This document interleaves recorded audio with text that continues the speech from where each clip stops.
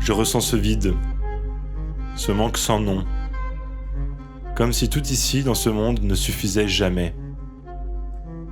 On court après quelque chose, mais quoi ? Peut-être le bonheur, l'épanouissement personnel, l'humanité, l'amour, ou peut-être juste un sens, une raison d'être et de vivre. On cherche toujours.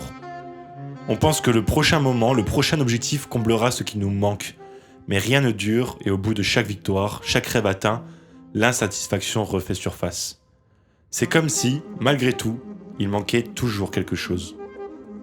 Et si ce vide, ce sentiment d'inachevé n'était pas une erreur mais un signe ? Si nous n'étions pas faits pour ce monde temporaire mais pour un autre, parfait, au-delà de notre vue ? Peut-être qu'au fond, ce que nous ressentons ici est une nostalgie d'un lieu ou d'une personne que nous n'avons jamais vue. Un élan vers une perfection qui nous attend ailleurs. Peut-être bien que nous avons été créés même pour vivre dans cette perfection.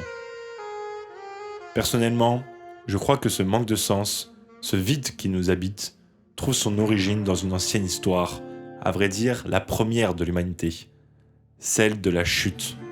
Le jour où l'homme a choisi de tourner le dos à Dieu, préférant ses propres désirs à une vie en harmonie avec son Créateur qui nous connaît parfaitement, et c'est exactement ce dont nous avons besoin. Ce choix a brisé l'union parfaite, laissant une fracture invisible, un écart entre nous et Dieu. Depuis ce jour, l'humanité erre, cherchant des réponses dans les choses passagères, mais aucune ne comble ce vide, parce que ce manque, ce désordre en nous, est le résultat de cette séparation, de cet éloignement d'un amour parfait qui seul peut vraiment nous combler. Et nous observons aujourd'hui les conséquences. Observez dans quel sens va notre monde, et ce depuis toujours. Observez vos proches, même si vous les aimez. Personne n'est parfait. Et observez-vous vous-même. Tout le monde est défaillant, car tout le monde suit son propre cœur au lieu de faire confiance à notre Créateur. Mais Dieu n'a pas laissé cette histoire se terminer là. En envoyant Jésus-Christ, son propre Fils, il a offert à chacun d'entre nous un chemin pour restaurer cette relation perdue. Jésus est venu pour guérir cette blessure, pour rapprocher à nouveau l'homme de son Créateur.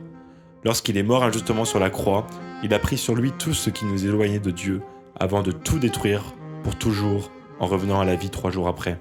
Par lui, tous nos péchés, notre désobéissance à Dieu est pardonnée et oubliée.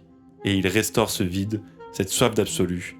Il comble notre cœur, et ce, pour l'éternité. Ainsi, le but de la vie n'est pas simplement de survivre ou de trouver quelques moments de bonheur. C'est bien plus que ça. C'est devenir chaque jour un peu plus comme Jésus. Vivre dans cette relation restaurée avec Dieu et partager cette espérance avec ceux qui ressentent encore ce vide.